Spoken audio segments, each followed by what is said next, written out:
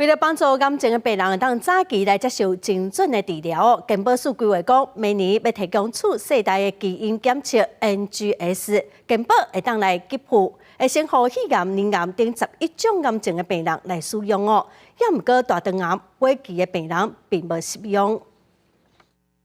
癌症已经连续41年是咱国民众10大死因的第一位。那台湾当年大约有12万人得癌，真侪病人在治疗进前会做次世代基因定序检测，简单叫做 NGS， 看基因突变位点来决定要用什么款的标靶药物。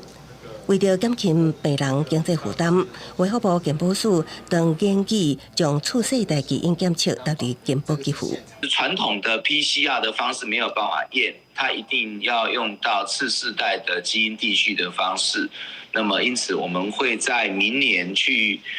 扩充给付。健保署表示，癌症种类真多，已经请各领域专家进行盘点，其中健保现有给付药物，